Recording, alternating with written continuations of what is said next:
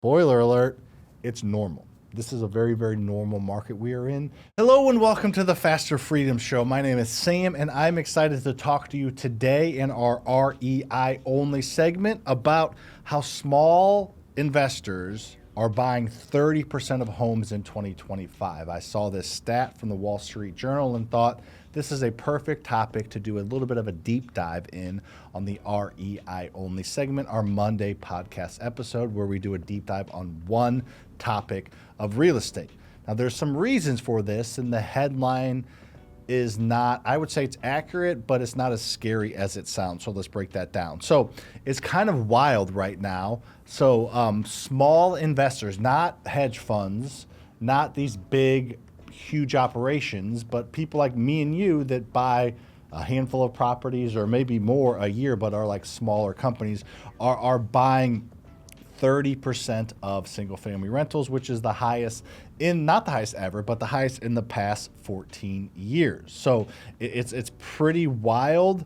Now small investors now own about 80% of the investment properties this year, with big firms kind of pulling back, putting their money elsewhere with other things they're investing in. They went really hard in the single family game for a while. So it's kind of wild. I think it's because small investors are a little more, they have more knowledge on the specific market. Real estate is not a national thing. It is, but it's not. It's very, very localized, from the cost of replacement of a project to labor to tenant base to what they can charge for rent to what the city's doing, what the state's doing, what the market's doing. Like Miami and Austin are cold right now. They were hot for several years. And surprisingly, some areas of California and the Midwest are hot right now. So it's very localized. Real estate is it's a national but a localized thing, if that makes sense. So it's hard for a hedge fund and all these people to grasp that because they're just looking at it from 30,000 foot view. And people like me and you and small real estate investors are in the streets. We understand what's going on. We understand the market that we invest in and live in, most likely. And we can be very nimble. I was going to say nimble and agile, nimble. We can be very nimble. Can't tell you how many freaking words Lucas and I have made up on these podcasts. Regardless, we can be nimble and we can move around and operate. And the other thing about this is this stat, while shocking, is not saying that 30% of houses that are listed on the MLS. This is overall house purchases. I would say of the 300 houses I'm going to buy this year, 280 of them, maybe 290 of them, were not listed on the MLS. So we are buying off-market properties, and right now there's limited supply on market. So if this makes sense, if I can explain this properly, the houses that are available on the market, most of them are still being bought by homeowners, not real estate investors, because we can't buy them at a discount. They're too expensive. We don't want them. That's for a homeowner. That's for somebody that's putting 20% down or 5% down and living there. There's no margin for us. So we buy distressed off-market properties. However, they are still purchases, so they're included in the overall number.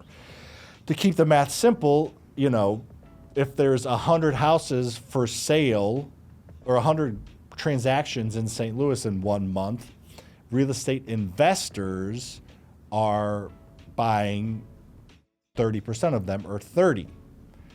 But of the other 70 that are on the market, we're buying none of those, or very few of those, if that makes sense. So it's kind of a little bit of a fugazi, to go a little Wolf of Wall Street on you, but it's interesting for sure what's going on. And it just goes to show that even though margins are lower on rental properties, the BRRRR method is a little bit harder. I just saw a story from my buddy Pace Morby talking about how the BRRRR is dead. The BRRRR is not dead. It's just dead for people that don't know what the hell they're doing. People that do know what they're doing are still buying. I'm buying BRRRR deals every month. My students are buying BRRRR deals every month. So if you know what you're doing, it works. If you don't know what you're doing, or you're a fly-by-nighter, or you're trying to sell something like Pace is, you're going to say the BRRRR is dead. But if you understand it, you're able to still obviously make it make sense. You're just not cash flowing as heavily, but you're still buying real estate with little to none of your own money. So it's still a pretty damn powerful thing, especially because cash flow is the last place 4 out of 4 reason to buy real estate using the BRRRR method. You buy it for equity growth, You buy it for debt pay down. You buy it for tax savings. You don't necessarily buy it for for cash flow. So if you're a small investor, how are you able to position yourself in this? So make sure you're able to use creative financing, things like sub-2, creative financing, things like owner financing. So make sure you have a full arsenal of ways to buy real estate. We got creative, we got the BRRRR method, we got owner financing, a lot of different things. So make sure you're building local relationships and utilizing those and having the mindset that you're not going to hit home runs in this market. But guess what? If you hit a lot of singles and doubles, you'll win a lot of games. So just be okay with first downs and not throwing Hail Mary touchdowns every time, to continue that weird sports analogy. So some things you're going to want to avoid is don't overpay. It can be hard to remain disciplined in a market like this, so you want to buy, you want to grow, because you're not building your net worth if you're not buying. But just buy at the correct margins, be disciplined. Maybe you're not going to make, 50 grand equity or 75 grand on a flip. Maybe it's 30 grand equity and 50 grand on a flip. Just be okay with cranking back the expectations of what you're going to get. Because if you bought in 2021 and most of 2022, you got used to really, really good margins, and you could overbuy, over rehab, and still make a profit. Now you can't overspend and over rehab and make a profit, which, guess what? Spoiler alert, it's normal. This is a very, very normal market we are in. Most markets are teetering the line of a seller's market and a buyer's market. There's just very few markets that are drastically one way or the other. So we are somewhat near a balanced market. But as soon as interest rates drop, as soon as things kind of pick back up, the low supply will rear its head again and prices will absolutely skyrocket. So make sure you also have a clear exit plan. Am I flipping this? Am I wholesaling it, or am I renting it? And know that going in.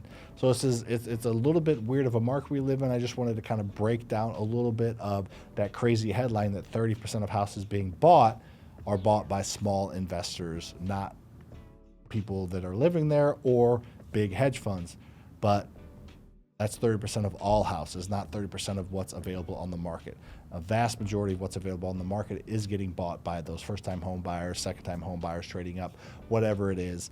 They're being bought by them, and there's just not as much action in that space right now because people aren't willing to trade a 3% mortgage on a $300,000 house for a 7% mortgage on a $500,000 house, because their payment will over double, and people don't want that, understandably. So hopefully this was kind of an interesting topic for you to chat with some friends about and have some discussions and analyze. Share this episode with a friend, like this video, comment any questions you have, and I will see you on the next one.